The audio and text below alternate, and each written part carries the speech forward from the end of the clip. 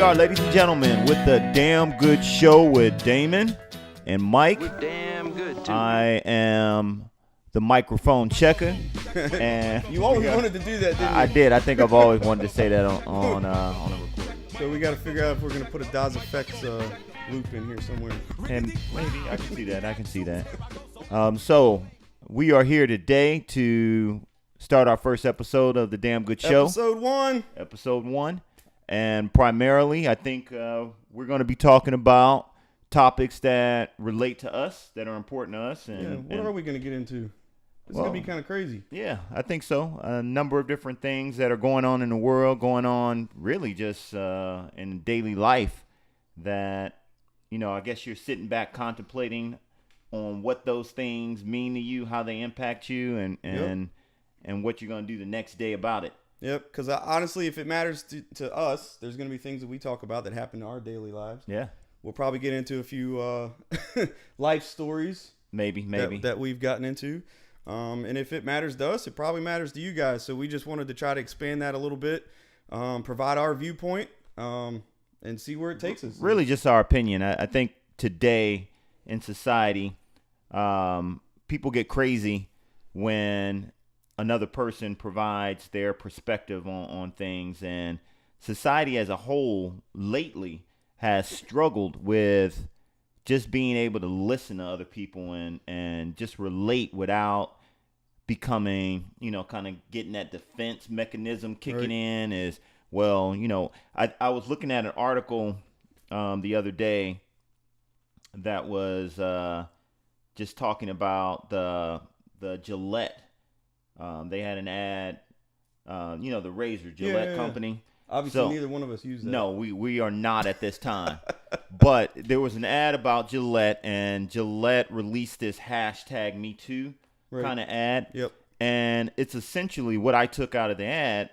They're just saying that, hey, men need to step up to check other men when they are encouraging bullying. Right. One of the things that they talked about was, or that they kind of highlighted, was boys will be boys kind of thing. Yep. So boys, getting into fights and getting into scuffles like that, that's just natural. That's the thing that, that we're supposed to kind of continue down that path. Yeah. I looked at it from a Neanderthal kind of concept, beating on your chest. So I got to be stronger. I got to beat the other man.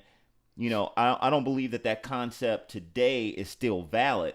We are intelligent creatures, and so, we can handle and resolve things through communication, through a number of different vices. But to the point of that story is that the commercial or the ad went into a number of things, talking about bullying, talking about fighting, talking about just disrespecting women in general. Right. And it was crazy, the response that they got. People bashing Gillette, saying that they were attacking men. Yeah. And going against the original Me Too movement. Yeah. Right? So I didn't see it that way. Yeah. I know that there are a lot of people that, they have their point of views on the hashtag Me Too. By the way, I'm a supporter of the hashtag Me Too. But I just found it interesting that they immediately attacked the ad, saying that media, society is trying to take away masculinity. Right. Yep. And I didn't see it that way. I saw it more along the line, especially with the message at the end of the ad that specifically stated, that there are some good men out there doing good things, but some is not enough. And then they ended it with images of young boys. Yeah. And that those young boys were watching. They're watching our actions. They're watching what we're doing. And I kind of commented on saying that, those young eyes are on you, and our actions are going to become their habits. That's right. And so when I read the comments, it made me wonder how many of those men are bashing the ad, but then saying, oh, it's okay with the actions that were taking place. Yeah, that's definitely an interesting view. And just so you know, right, the two of us have 2 young men that we're raising. I have a 14-year-old. He has a 13-year-old. And we always instill those kind of things, like, you know, be a man, but also be respectful. So it's amazing that people can come back and just automatically, I think we're in it, you know, right? We always talk about this society where we're just in this action mode. Everybody wants to reply. Everybody's a beast behind the keyboard, right?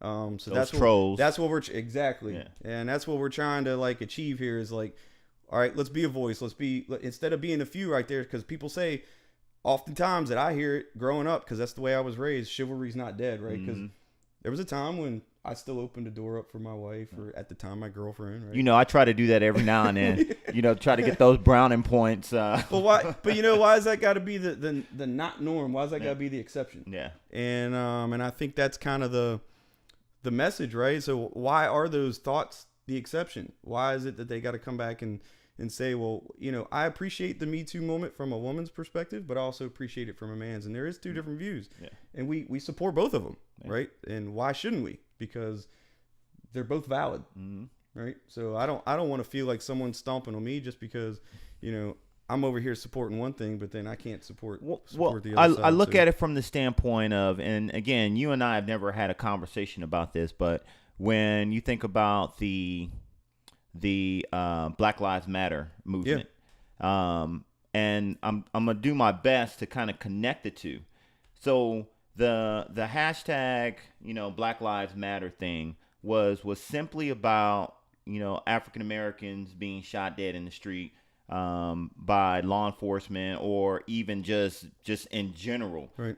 Going all the way back to the shooting in Florida. The hashtag Black Lives Matter, the entire focus of that was just bringing awareness that black individuals, African Americans, were being shot dead in the street, unarmed, sometimes running and provoked. Some of those situations, there were criminal acts that had been committed, and in other situations, they were individuals that were just, you know, going about their everyday lives. So that point I'm bringing up is that individuals today, they were attacking the Black Lives Matter situation because they was like, well, you know, what are you saying? That our lives don't matter? Yeah. That police lives don't matter? That, you know, white people's lives don't matter? And that was never the message, but people come in and they start attacking it, and then just stirring the pot and twisting the message and everything. And then you get away from the primary focus. And so with the hashtag Me Too, I believe it's the same thing. It's bringing awareness to women that have been attacked, women that have been put in situations where they were left vulnerable. But then you got those individuals that come in, well, you know, well, why are you attacking men and different things? No, I personally don't see it as an attack on men. Right. I see it as an attack on predator men that are committing those crimes. I've always been raised and taught that if you're guilty of something, then you're the one that's getting mad about it. It's like, you know, you're in a room and someone passes gas, and, you know, everybody turning and looking at you, but you're the one that did it, and then you get defensive. Well, why y'all blaming me? Well, because the funk is coming from your ass. That's why. You know, that's how. Crop dusters, man. But that's how I look at the situation. So again, you know, I don't take anything away from those individuals that then flip the script. And then on the flip side too, there are individuals on the hashtag Me Too side that have gone ultra. You know, they're on the flip side. So there are individuals that are attacking men, just the same way that there are individuals that are attacking the hashtag Me Too, moving away from its principle. Sure. And so, you know, there are trolls on both sides, but let's not lose focus on what the purpose is, what the message is. And even going back to the Black Lives Matter, there's a purpose, there's a focus that many people got away from on both ends of the fence. And I think a lot of that's going to go to how the show's going to go, right? Yeah. We want to address some of these issues and look at, so that the Black Lives Matter thing is a micro problem, right? Yeah. And we've got a bigger macro issue, right? In its society, its culture, it's kind of where we're going. It's easy for people to reply to things now. It's actually easy to find out information. So, what are you actually taking from some of these messages, and what are you doing about it? What message are you trying to drive? I will tell you up front, right? This isn't going to end up being some political show, by the way. This is going to be more of just opinions and ideas, right? Yeah. Absolutely. So we're going to talk about these things, but at the end of the day, they're going to apply to a lot of different areas in life, a lot of different areas that you guys see every day. And it's the way our culture's going. It's the way society's going. It's the easy social media.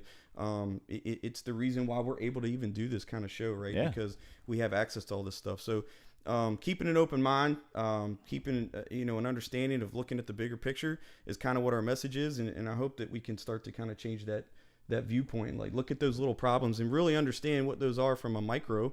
And then apply that same thought process, to the macro of the bigger picture. Even to add to that, I think many people today, I on another note, a friend of mine posted a message on Facebook, and it was kind of a statement that I viewed as a non-issue.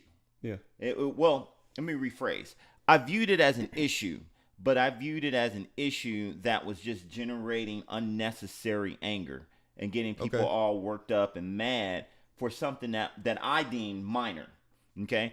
I agreed with her message as far as, this is something that needs to be addressed. But in the scheme of things, how I took it, it was like, man, there's so many bigger things going on in the world. Why are we wasting our energy? Why are we wasting our focus on this kind of thing? And so we had what I would say a constructive back and forth. We're good friends, so we didn't at any point in time attack one another, but there were differences in our perspective and our point of view. And so with that all said, I went back and I kind of looked at my responses and looked at how I guess addressed the matter. And I started kicking myself. And the reason I started kicking myself, it was like, dude, you agreed with her. Mm-hmm. You agreed with her. Right. You agreed with her message. You agreed with the topic that she posted and it needed to be addressed. You just didn't agree with how she was going about it. The tact. You didn't agree with that, hey, this doesn't necessarily warrant, anger and all of our, attention and stuff like that. And so I asked myself, if I agree with it, why did I even comment on it to say, hey, this is not the course of action that you need to take. Right. And so I think society as a whole, what we do is that we look at situations the way that I looked at it. I'm sorry about this. I'm trying to turn this off. We look at many situations the way that I look at it. It's like, I don't agree with your tactics. Yeah. I agree with it to an extent. I just don't agree with the tactics, and created something that didn't need to exist. And so I think as a society, if we start looking at certain situations like, I agree with the situation, may not necessarily agree with the tactic. That tactic doesn't impact me in a negative way. Right. That tactic doesn't necessarily impact anyone else in a negative way other than bringing light to the situation, bringing light to the narrative. Why do I even need to comment? Why do I even need to be... The question to me, in my mind, I'm a little more pragmatic about it, right? Yeah. Now, that's addressing the issue. How do you do that today? Mm-hmm. I mean, that's the biggest problem. Like, are people able to have a contextual conversation, with no arguing? You can take your side or whatever over social media. Yeah. Can you do it on Twitter? Can you do it on Facebook? Can you do it on Instagram? I think that's the problem that people have is understanding how to communicate that. It's hard enough for us to sit here, right, and have a conversation. Well, it's easy for us to have a conversation because we do it all the time. But like to be able to sit down with someone and communicate what your ideas are without getting it ramped up from 0 to 100 like that real quick, because as soon as you say something, man, your defense mechanism turns on. It's like, all right, I got to put my guard up. I got to put my dukes talk up about build a wall. No, I'm sorry, I shouldn't make that joke. No, we ain't gonna make that. Yeah, it's way too soon for that. But you are putting a wall up. You're putting a barrier up. You're putting a defense mechanism up to people, and I think that's the hard one. And at some point, maybe in one of these episodes, we'll kind of address a little bit more in depth. What are some tactics you can take What is tactful when it comes to being able to converse over social media, over your phone, and at the end of the day, if we're looking at old school style, right? We always say, well, pick up the phone and talk to someone or go communicate. That will never go away. But the truth is we're in a different society. And there's no reason why the way we communicate today isn't more or less respectful than actually being in front of someone. Mm-hmm. And people can argue the point, right? And I can see it both ways. But at the end of the day, this is the way the kids are being raised. Yeah. This is what they're growing up in. I can tell you a lot of people today are more aggressive on social media because no one's right in their face. Well, yeah, there's really no accountability. Yeah, there's no accountability. But, and I think this would be a great topic to discuss later on, not to continue down this rabbit hole because it can get extremely deep and go a long way. But I think the best course of action is really to take yourself out of the equation when it comes to particular topics. Yeah. Unless those situations directly impact you, whether it be physically, whether it be financially, then really it's just your opinion where you can then allow someone else to have their opinion. What's the biggest thing you said when we first stepped into this was be a better listener. Yeah. Listen, man. I don't think people get that. Like, really sit, and actually, who was it? It was, I want to say it was Richard Branson, the CEO of Virgin. Yeah. I was watching some of his clips, and he always puts out a lot of good stuff. But one of the things that stuck with me years ago when he said it was, he tries his best to be the last person to talk. Mm-hmm. Right? Doesn't matter what situations he's in, because at the end of the day, you may have an opinion or something. It could be work, it could be just personal stuff that's going on. But at the end of the day, if you're sitting there having a conversation with someone, really try to listen. Like, keep your mouth shut for a while. And everybody knows I have a hard time keeping my mouth shut, and Lord knows Mike probably goes through that too, because we like to talk. We do. But well, you know what? I have that problem with my wife. She's one of those individuals that I just absolutely hate arguing with. Yeah. And I'll rephrase arguing because on a different note, I had a conversation with my son trying to define the difference between an argument, a conversation, a discussion, or a debate. Yeah. Really just defining those. So I'm retracting my argument statement because I don't argue with my wife. My wife always wins anyway. But the point that I was making with that, why I struggle with those debates or conversations, because she's one of those individuals that once she makes her point, she's done. Like, cuts it off. Like, I said what I had to say. It's no point. And so me, I'm still trying to get my point across, and she's walked off. I'm guilty. I'm guilty. Moved on to work or to something else, and then it's causing me to check myself. What's that Disney song, Let It Go, right? Yeah, Let It Go. I have a hard time letting it go sometimes. But yeah, I mean, right. I mean, and that's the end of the day. Be the last person to talk. Because you know what? The funny thing that happens, and I've actually tried this before, I kept quiet. And during the conversation, my opinion changed based on what I heard. A couple times. It had, there's some times where you got to dig your feet in and you really feel like you feel some kind of way about something, and you have to, like, prove your point.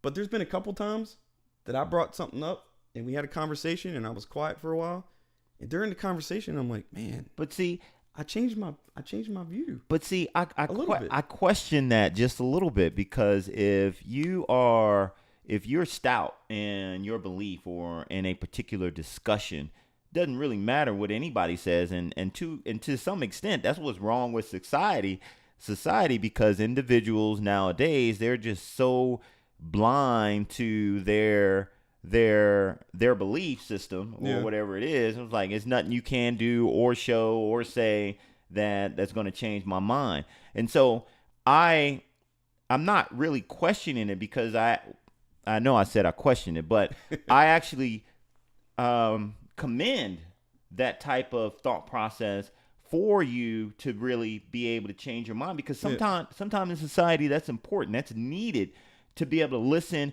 and say, you know what, your argument in this particular case or matter is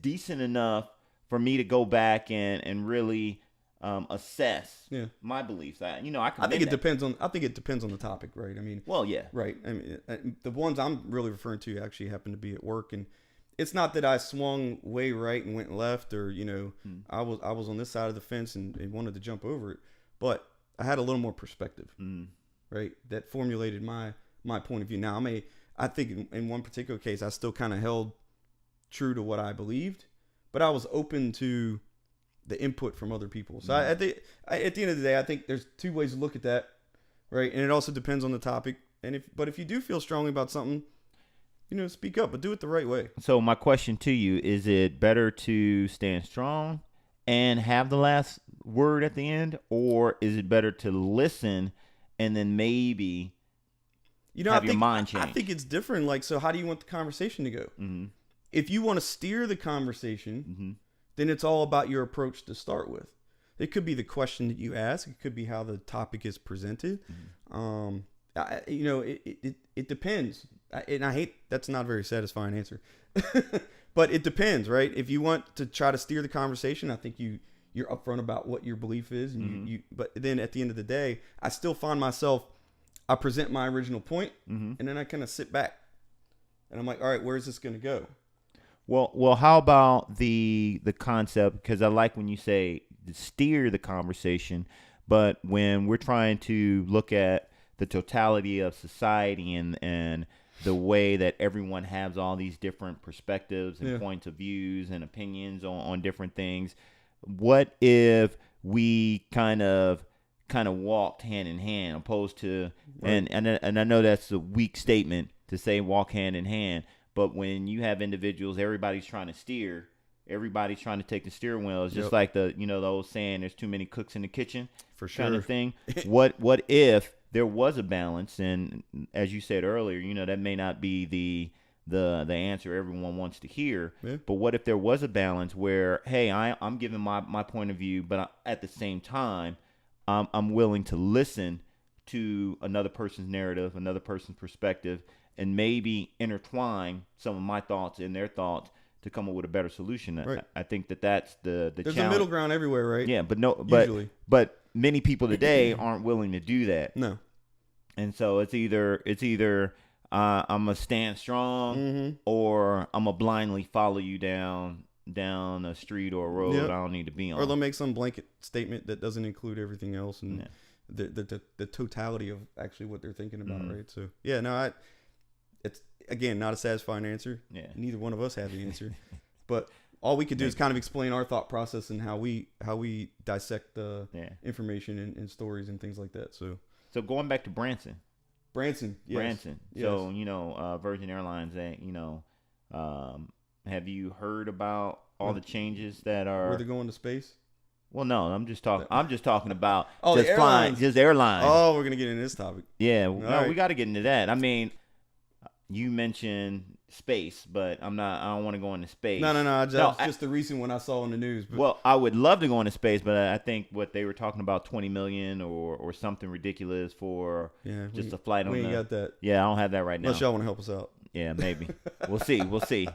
But no, the airline industry has been, on this interesting, I guess, road, for lack of better terms, airlines on the road. That's a contradiction. That is a contradiction. But these airlines are now charging individuals for seats. Yeah. Well, a lot of them. Let me clarify, because I guess you got to pay for your seat to get on the plane, but they're charging you to pick your seat. Pick your seats. Yeah, now you want to customize it. Yeah, and that in itself is not a new concept, because they've always had that, especially for like if you wanted extra leg room, or if you wanted what is it, the exit row. Yeah, the exit row has a lot. They charge you now. They were charging you for those seats, so that concept in itself is not new. Yeah, they used to. And I've been flying for over 20 years, right? But for my job, but it's changed a lot. But now they charge you to pick any seat. So just hypothetically, if you and I were flying together, we bought our tickets together, and we purchased them online. I'm not in the middle on the same flight. I'm not in the middle. No. Well, see, I like aisle or window. I can do either one. Oh, so then we'd have the space in the middle. Yeah. All right. But we would have to select our seats. Yeah. And pay for it in order to sit together. You pay for the extra fee. Yeah, we would have to pay a fee. Yeah, right. In order to sit together on flights. Yep. And so I saw that actually happen. Crazy enough, it happens to families also. If you guys are families and you travel with kids, you know what we're talking about. Yeah. Why is a mother who's got 2 kids with her by herself end up getting separated from her kids? And they could be 2, 3, 4, 5 years old, toddlers, could be teenagers. Maybe you want to be away from your teenager. I don't know. At some point, I'm thinking, well, I like having my kids near me, but maybe not. But depending on how long the flight is. But I actually saw it happen a couple weeks ago. So I travel a lot for my full-time job, and I get to see. And of course, we didn't mention this, but we live in Orlando, right? So there's a lot of flights that come in and out with kids. Mm-hmm. I just don't see how. Now the cool part is, let me tell you the cool part about this. Believe it or not, is all the stories you hear that are the negative stories out there. There's a lot of good people on those planes, man, that witness what's going on, and they'll try to help out. I've had it happen to me too, and my wife has had it happen to her when she was flying by herself. People are willing usually to shift around, but I'm telling you, sometimes it gets a little nasty. Well, no, even why go through all that trouble if you can't just put people together in their seat? You buy 3 tickets, 4 tickets. Well, let me tell you the extra steps that the airlines are going to. So a friend of mine, we were actually in Arizona for the Fiesta Bowl, watching UCF play. Unfortunately, UCF lost to LSU. But we were there for that game, and we were heading back. So a friend of mine ran into a friend of mine. She was traveling with her girlfriend, and she was telling me that they were on a flight that they had to pay to pick their seats. Well, they didn't do that.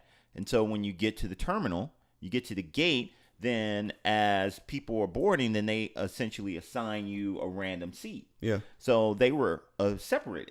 They were separated because they didn't purchase seats together. And this isn't Southwest. No, this was American Airlines. Different airline. This was American Airlines. Not even the budget airlines like Frontier and Spirit. This was something that they did or were doing for many years. But this is a new concept that's being taken to the profitable or the bigger airlines. Bigger airlines, yeah. The bigger airlines are now taking on this same concept. So essentially, they were separated. Get on the plane. Come to find out, there are like 20 open seats on the plane. Right. So how does that make sense? Flight wasn't even sold out. Still separated them. So they go to move so they can sit next to each other. Flight attendant stopped them. Walks up and says, "You didn't pay for that seat. You got to go back to your seat." Seriously? Dude, she was devastated. She was like, "Really?" And so when she told me the story, I was thinking, so are they going to get to the destination? We're going to land in Orlando, and then a supervisor from American Airlines is standing on the tarmac saying, "Hey, nobody move. Our supervisor has to come on to the airline and do you know how crazy that is to make me? An assessment, make sure everybody's sitting where they're supposed to." Do you know how crazy that is to me? It's crazy. Because again, I fly a lot. I've been doing it for a long time. When I first started flying, I used to live up near D.C., Washington, D.C., in Northern Virginia. I fly out of Dulles, go everywhere. My region that I worked in actually was the West Coast. I was living in Northern Virginia, and all my work was in like California and Hawaii and whatnot. Anyway, so I flew a lot. Used to be able to get on the plane. Maybe there was a first class seat that was open. You go there and you're nice to the people boarding the plane. You're like, "Hey, I really could. It's a long flight out to Denver or out to LA. You think I can swing up there if that seat's still open?" "Oh yeah, sure, honey, you can come on up." Right? That's how it used to work. Yeah. How long ago was that? A long time ago.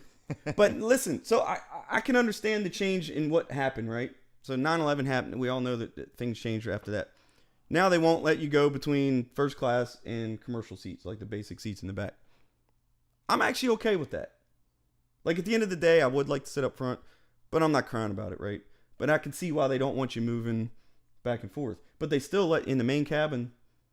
They let you sit wherever you want, right? If no one else is getting on the plane and it's a 300 seat plane and there's only 200 that are seated. Well, I've been in situations. Why not move? Well, I've been in situations where I was the middle seat before, right. And then there were open seats. So and let me just go. Like, yeah, let me jump over to one of those open seats, and relax for the flight. No one on the plane cares. No. I bet you the flight attendants don't even care.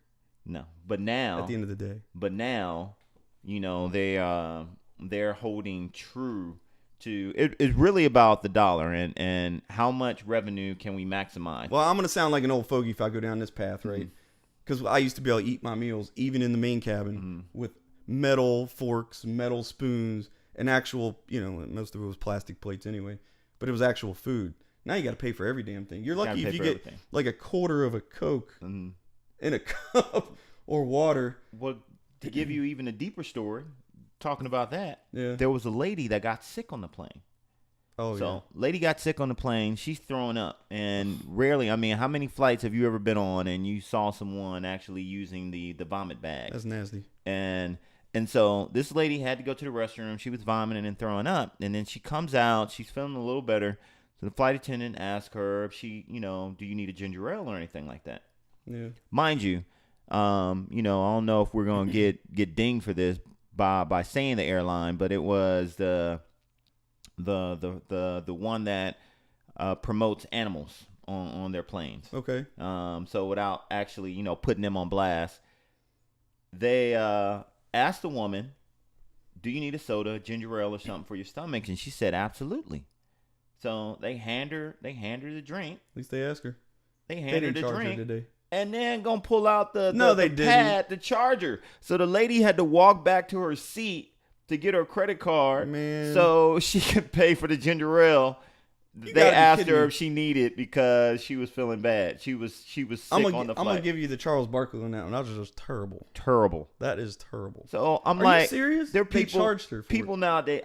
There's no compassion whatsoever when it comes to just a fellow man. And really, is how much is the airline losing? But you know what? I think it was $1.99. Maybe some of that comes down to experience of the flight attendant, right? So maybe she was new. Maybe she was like, well, I got to follow the letter of the law. I don't want to get fired. But why is she under that pressure? Because that's the pressure that they put them under. But why does she have to feel that way? That's I'm always root cause analysis, right?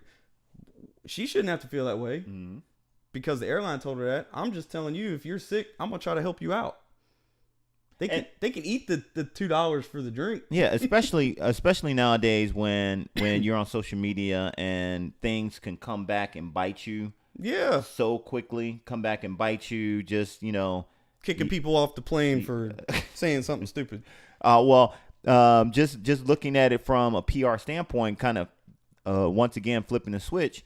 I was in the post office the other day, and I was sending off a package. I bought some glasses online through a Kickstarter program. Okay.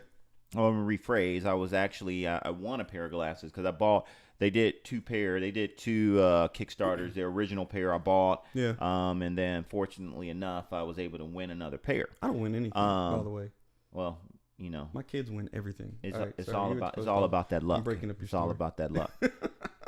No, but with the situation, the new pair that I got broke. It broke after just a week of wearing it. It's a little knob on it that allows the arm to swing on. Well, that's garbage engineering. So it broke off, and I was sending the glasses back. So I went to the post office, and I needed tape. Okay. To tape. So you know how back in the day they had the tape in there. You could wrap up your stuff. Well, they don't do that anymore. And so they have the priority mail or the express mail tape. And so I was asking the lady because the company they're going to exchange the glasses, give me another pair. Right. Exchange them, and Good for them, by the way.